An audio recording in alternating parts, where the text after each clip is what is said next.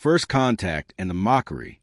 The desert sky over Nevada turned dark at exactly 1447 Pacific Time. Dr. Elena Rodriguez stood on the observation deck of Nellis Air Force Base, her eyes fixed on the massive object descending through the clouds. The ship was unlike anything humanity had ever built. Its surface seemed to shift between solid metal and liquid energy, and it stretched nearly 2 kilometers from end to end. "Command, this is observation deck." She spoke into her headset. "The vessel is entering lower atmosphere. No signs of aggression. Repeat, no signs of aggression." General Marcus Chin joined her at the railing, his weathered face tense with barely concealed anxiety. In his 40 years of military service, he had prepared for every conceivable threat, except this one. Nobody had prepared for actual alien contact. All units remain in condition yellow. Marcus ordered through his command radio. Weapon systems armed but not locked. Let them make the first move. The alien vessel settled onto the desert floor with surprising grace for something so massive. The ground trembled, but there was no destruction, no dramatic display of force. Steam hissed from cooling vents along its sides as the ship's engines powered down. For several minutes, nothing happened. The world held its breath. Then a section of the hull began to shimmer and dissolve. Forming an entrance ramp, 3 figures emerged into Earth's sunlight. They were tall, nearly 3 meters in height, with bodies that seemed too slender to support their frames. Their skin held a faint crystalline quality that caught the light in strange ways. They wore fitted suits that appeared to be woven from pure energy, constantly shifting in color from deep purple to electric blue. The central figure raised one elongated hand in what might have been a gesture of peace. When it spoke, the words came from a device attached to its chest, translating alien sounds into perfect English. "I am Commander Zephyros of the Draylen Empire. We come representing the Council of Advanced Civilizations. Your world has been observed. We wish to understand your people before formal integration begins." Elena noticed the word choice immediately. Not cooperation, not alliance, integration, as if Earth's absorption into their empire was already decided. General Marcus stepped forward, flanked by an honor guard of soldiers whose hands never strayed far from their weapons.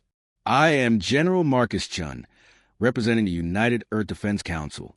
We welcome peaceful contact, Commander Zephyros. But Earth is a sovereign world. We integrate with no one without consent." Commander Zephyros tilted his head in a gesture that might have been amusement. "Of course, we respect your autonomy. For now, we simply wish to learn.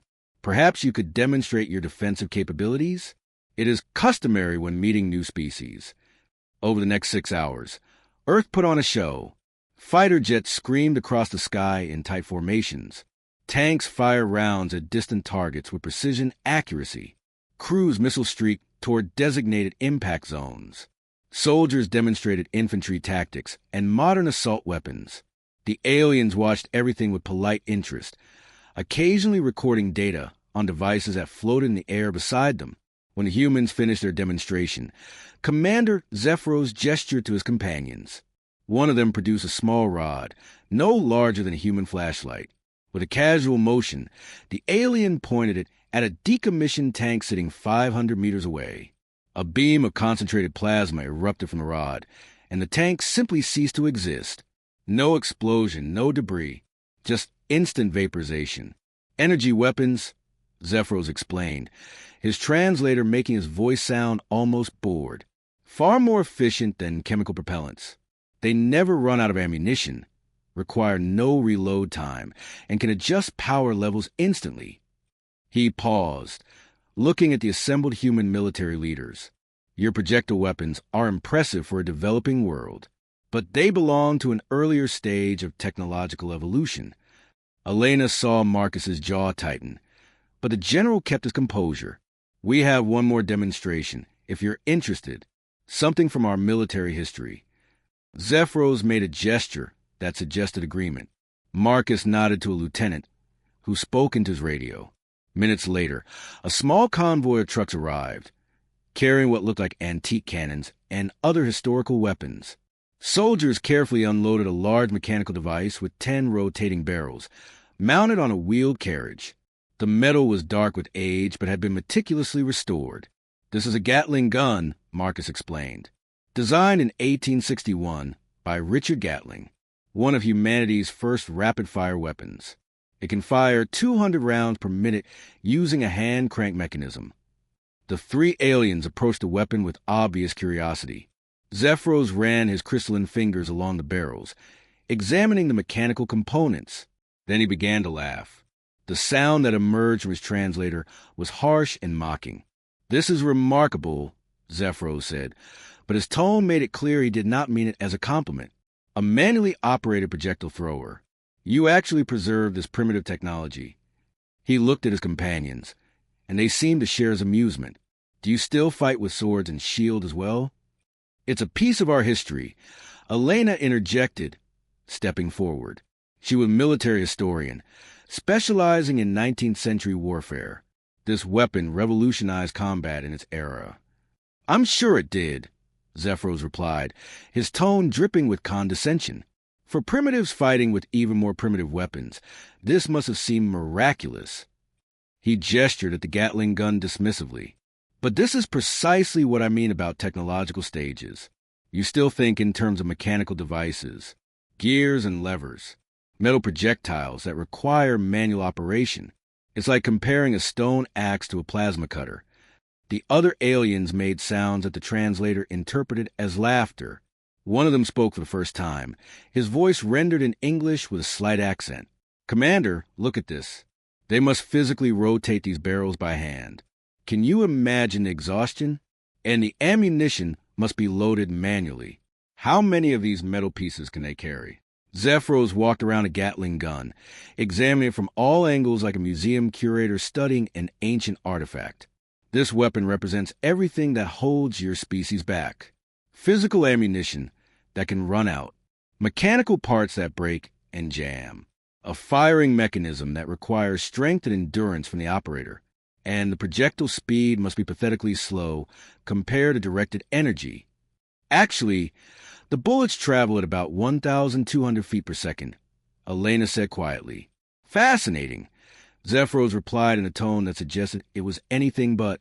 "Our standard plasma bolts travel at approximately 186,000 miles per second, the speed of light, to be precise. But please, don't let me diminish your achievement.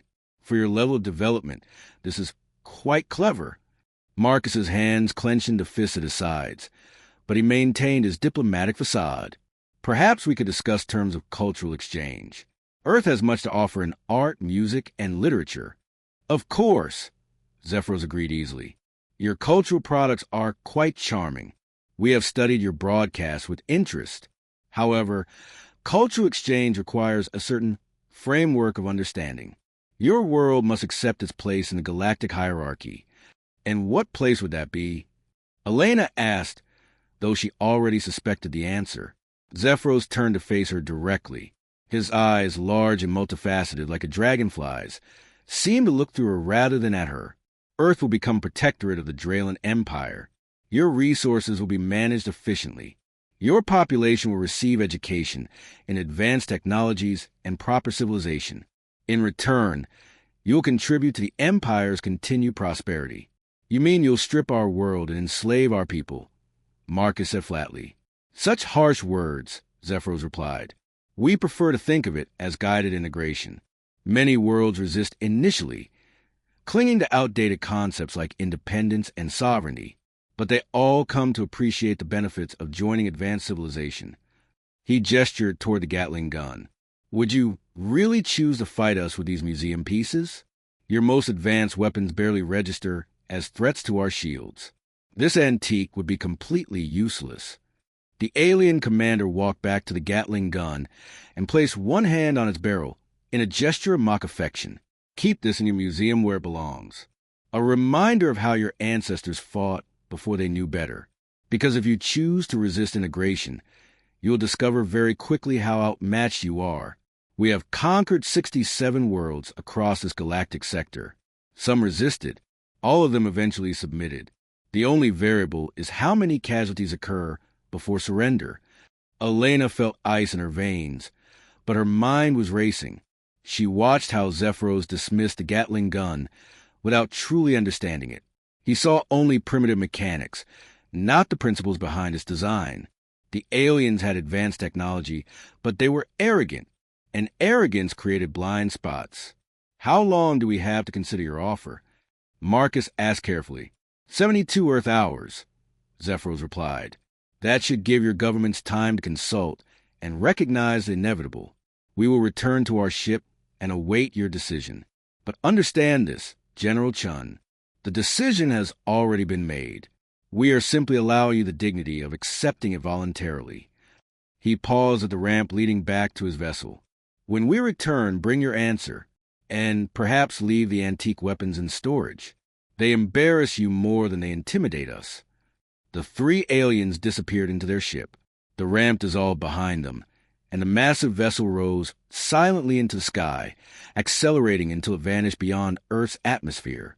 In the silence that followed, Marcus turned to Elena. "They think we're jokes. Primitives playing with toys."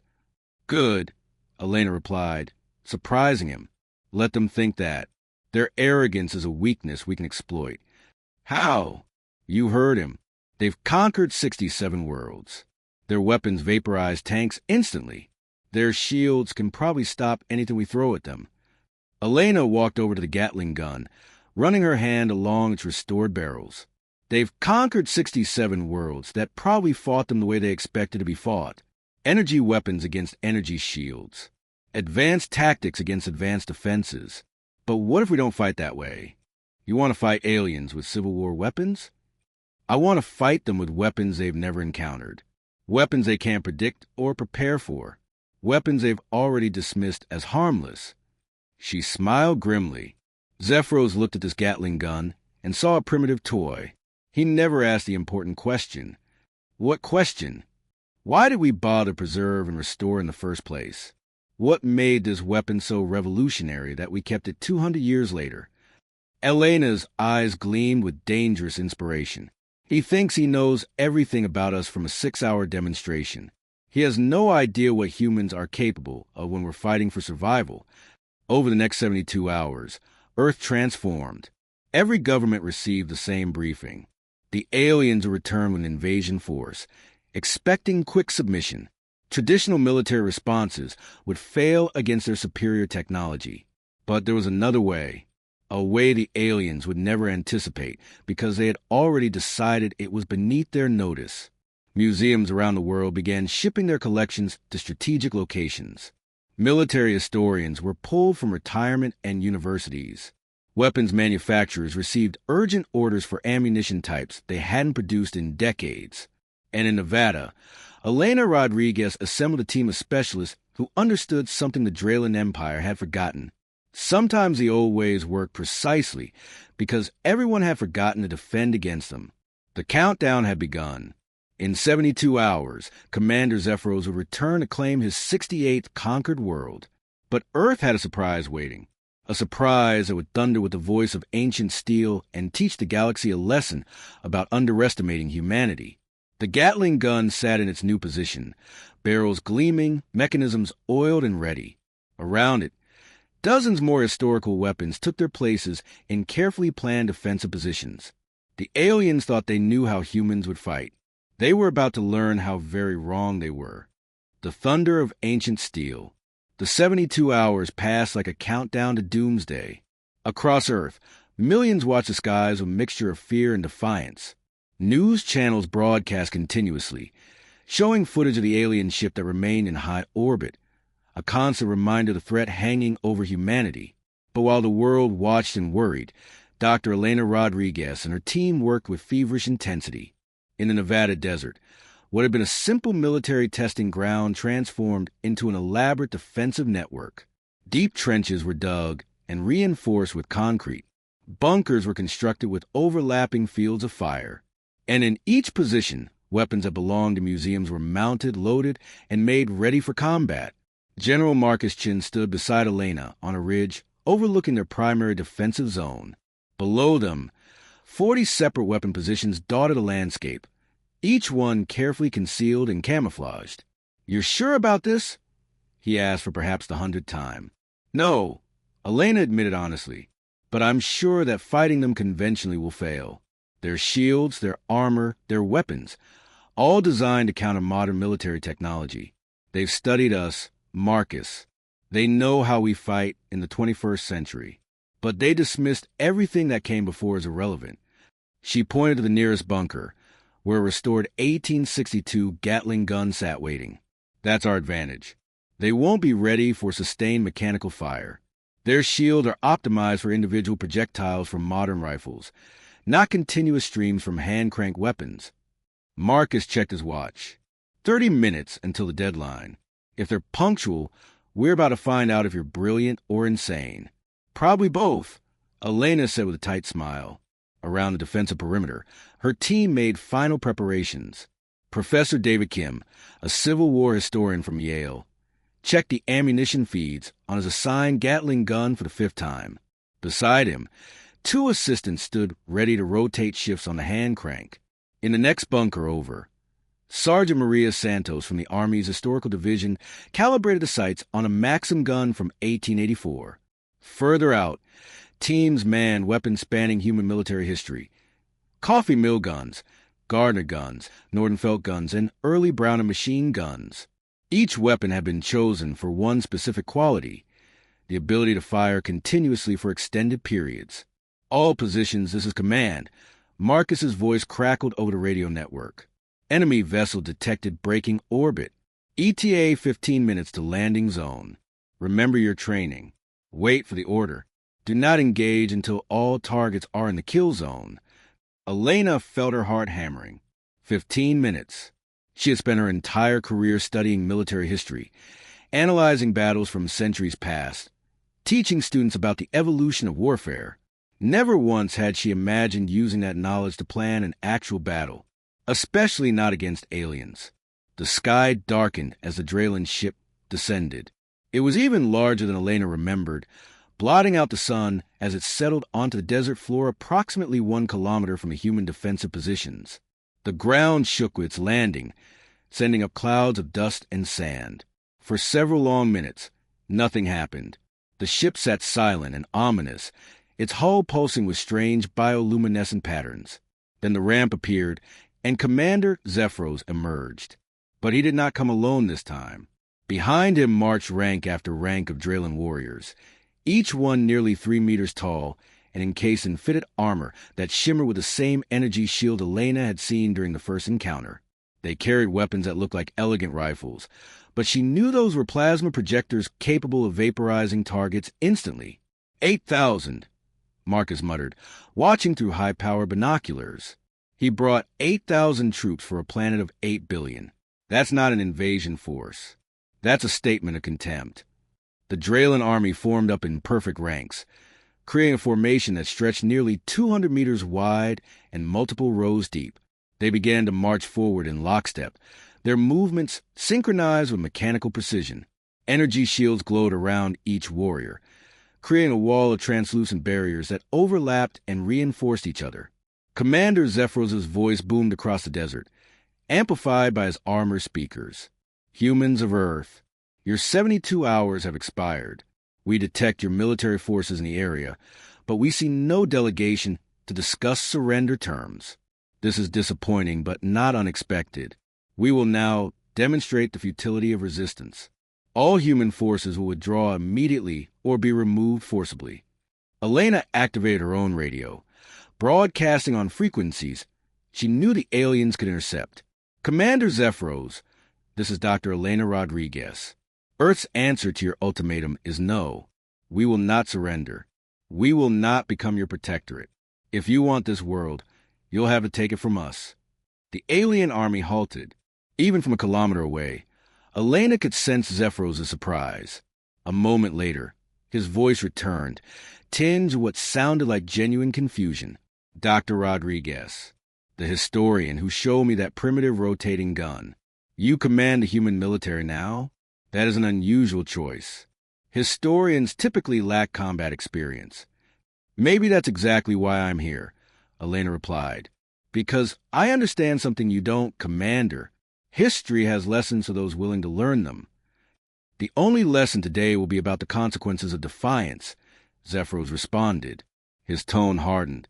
I gave you every opportunity for peaceful integration. Now you will learn why 67 worlds chose submission over destruction.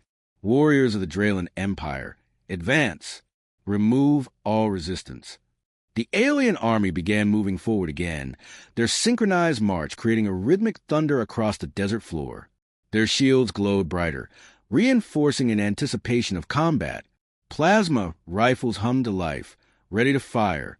They advanced with the confidence of beings who had never lost a battle, never faced an enemy they couldn't overwhelm with superior technology.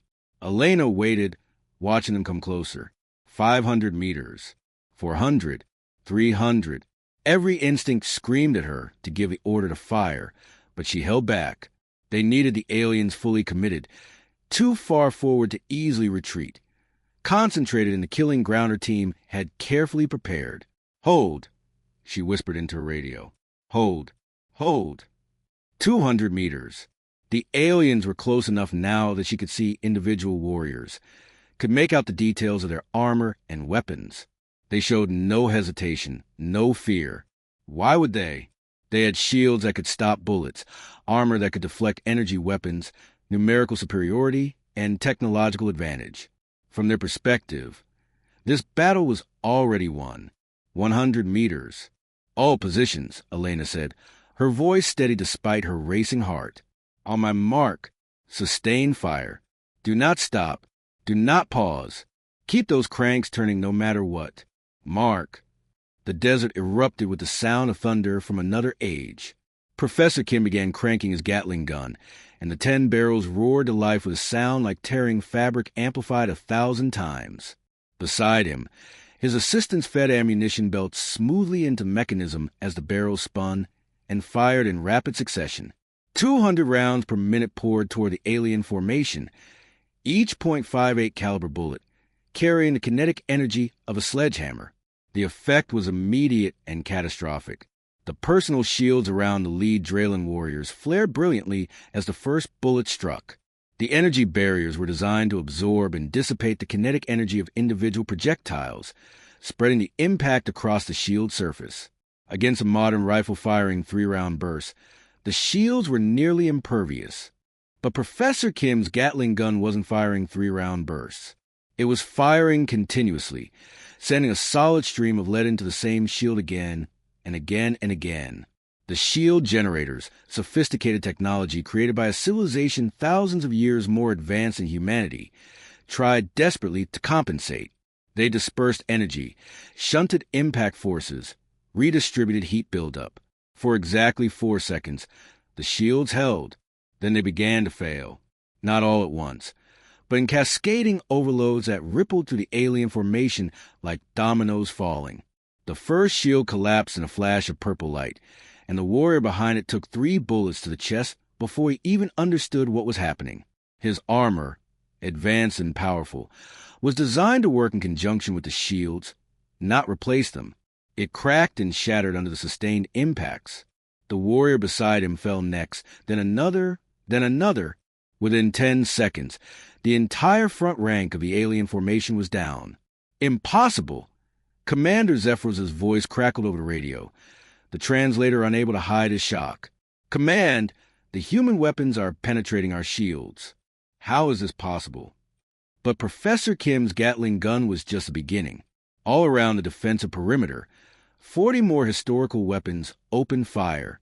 Sergeant Santos' Maxim gun added its voice to the chorus, firing 600 rounds per minute in a continuous stream. A restored Gardner gun from 1874 cent bullets screaming into the alien right flank. 3 coffee mill guns, strange hand-crank weapons from the 1860s, poured fire from elevated positions. The aliens had walked into a kill zone designed by someone who understood not just modern warfare, but warfare across all of human history. Every weapon position had been placed to create overlapping fields of fire. Every angle had been calculated to prevent the aliens from finding cover. Every approach had been turned into a deadly funnel, where sustained mechanical fire could tear through their advanced defenses. The Draylan warriors tried to adapt. Officers shouted orders in their alien language. Warriors raised their plasma rifles and returned fire, sending bolts of superheated energy toward the human positions. But Elena's bunkers were well-designed, with overlapping cover and reinforced positions. The plasma bolts scorched concrete and melted sand into glass, but the weapons kept firing. Commander Zephyros himself led a charge toward the nearest weapon position, his command armor glowing with enhanced shields. 20 warriors followed him, their own shields overlapping to create a mobile barrier. For a moment, it seemed like they might break through. Then 5 Gatling guns concentrated their fire on that single point. 2,000 bullets per minute converged on Zephyros' formation. His enhanced shields lasted almost 8 seconds before they collapsed in a spectacular failure that lit up the desert like a purple sun. The warriors around him fell in rapid succession, their armor no match for the storm of lead. Zephyros himself survived only because he dove behind a rocky outcropping, his armor smoking and damaged. Over the radio, Elena heard him screaming orders. All warriors, combat retreat. Fall back to the landing craft.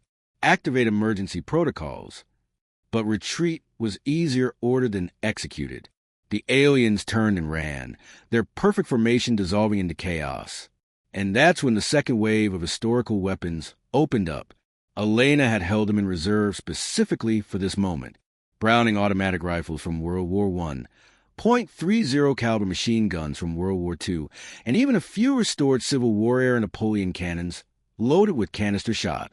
The aliens who had marched onto battlefield with absolute confidence now fled in terror. Warriors tripped over their fallen comrades. Officers abandoned their troops. The disciplined army that had conquered 67 worlds dissolved into a panicked mob running for their lives. Cease fire. Elena ordered as the last aliens scrambled up the ramp into their ship. Let them go. Let them report what happened here. The desert fell silent except for the groaning of wounded aliens and the clicking of cooling weapon barrels.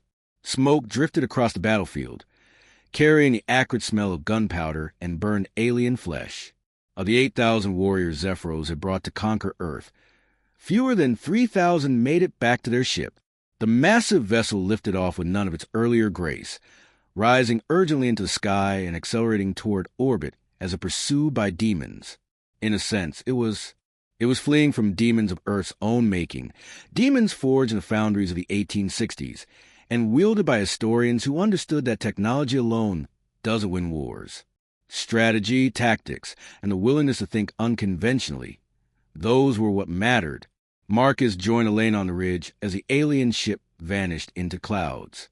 Around them, her team was emerging from their bunkers, many of them looking shocked that they had survived, let alone one. That was insane, Marcus said quietly. That should not have worked. It worked because they never imagined it could work, Elena replied. She was exhausted, her hands shaking from adrenaline, but satisfaction filled her. Zephyros looked at our Gatling guns and saw museum pieces. He never asked himself why continuous fire might be different from burst fire. He never wondered if his shields could handle sustained kinetic impact. He assumed his technology made him invincible. The other 67 worlds they conquered probably used energy weapons, Marcus mused. Modern technology. The aliens designed their defenses against threats they expected, not against weapons 200 years old. Elena nodded. Human military history is full of examples like this. Advanced armies defeated by unconventional tactics. High-tech weapons beaten by creative use of older technology. The Mongols conquered half the world with bows and horses. Vietnamese guerrillas defeated a superpower with traps and tunnels. Sometimes the most dangerous weapon isn't the most advanced one. It's the one your enemy isn't prepared for. Over the following hours, reports came in from around the world. The Draylen Empire had launched simultaneous attacks on 12 major cities, expecting to overwhelm Earth's defenses through sheer force and technological superiority. In every location, they encountered the same response. Historical weapons, dismissed as primitive and useless, tearing through shields designed for a different kind of warfare. In London, restored Vickers machine guns from World War I defended Buckingham Palace. In Moscow, Soviet-era weapons held the Kremlin. In Beijing, ancient Chinese weapons combined with more modern pieces created a devastating crossfire. In Tokyo, carefully preserved weapons from the Imperial Japanese Army proved that old steel could still bite. The pattern repeated across the globe. Alien arrogance met human ingenuity, and arrogance lost.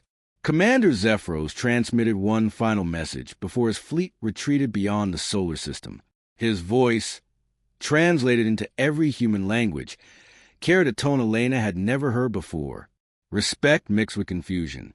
Humans of Earth, you have surprised us. This should not have been possible. Our technology is superior. Our warriors are trained. Our shields are rated for kinetic impacts, far exceeding your primitive projectiles. Yet you defeated us. We do not understand how. Elena requested permission to respond and received it immediately. She spoke directly to the alien commander. Her words broadcast at every corner of Earth and transmitted into space. Commander Zephyros, you came to our world expecting an easy conquest. You looked at our weapons and saw only how old they were, not how effective they could be. You studied our modern technology, but ignored our history. That was your mistake. Humans don't just preserve old weapons as museum pieces. We preserve them because we remember what they accomplished. We remember the lessons they taught us about warfare and survival and adaptation. She paused, choosing her next words carefully. You said you've conquered 67 worlds. Maybe those civilizations fought you the way you expected to be fought. Energy weapons against energy shields. Advanced tactics against advanced offenses. They played your game by your rules, so you won. But humans? We don't fight fair. We don't respect rules. When someone threatens our home, we use everything we have. Ancient weapons, modern weapons, tactics from every war we've ever fought. We adapt. We improvise. We survive. Return to your empire. Commander, tell them what happened here. Tell them that the 68th world fought back with weapons from 200 years ago and won. Tell them that Earth is not primitive. We're experienced. There's a difference. And tell them that if they come back, we'll be ready with 200 more years of military innovation they haven't seen yet. The alien fleet vanished from Earth orbit, retreating at speeds that defied physics. They would return to the Draylan Empire with tales of impossible defeat. They would report that a primitive world had shattered their armies with obsolete technology. They would warn that humans fought unlike any species they had encountered before. And they would remember the sound that haunted Commander Zephyros' nightmares for the rest of his life. The sound of rotating barrels and mechanical precision. The thunder of ancient steel speaking with a voice that refused to be silenced. The roar of Gatling guns teaching the galaxy's most advanced civilization a lesson it would never forget. Never underestimate humanity. In the days following the victory, the Gatling gun from Nevada was relocated to a special position of honor outside the United Nations building in New York. A plaque was mounted beside it with a simple inscription, the weapon they mocked, the weapon that saved Earth. A reminder that human ingenuity beats arrogance every time. Dr. Elena Rodriguez stood before it during the dedication ceremony, watching people from around the world come to see the famous gun that had started a revolution. Children asked their parents questions about how it worked. Veterans saluted it with tears in their eyes. Historians examined it with professional admiration, and everyone who saw it understood the same truth. Sometimes the old ways were the best ways, not because they were better than new technology, but because they were unexpected, because they reminded humanity that survival wasn't about having the most advanced weapons. It was about having the creativity to use whatever you had in ways your enemy couldn't anticipate. The Draylan Empire never returned to Earth. Neither did any other potential conquerors who heard the story of what happened in the Nevada desert. Humanity had earned something rare in the galaxy, a reputation, not as primitive savages with outdated weapons, but as dangerous, unpredictable opponents who would turn anything into a weapon if threatened. And in command centers on 1,000 worlds, military strategists added a new note to their files about Earth, a warning that would be passed down for generations. Do not underestimate their old technology. The humans will find a way to make it deadly. The Gatling gun sat in its place of honor, barrels gleaming in the New York sunshine, a permanent reminder of the day ancient steel spoke with thunder and taught the galaxy to respect humanity. Did you love seeing the Gatling gun prove the aliens wrong? Smash that like button. Subscribe for more amazing HFY stories where humanity shows why we're never to be underestimated. Share this victory with your friends and drop a comment telling us what historical weapon you'd use against aliens.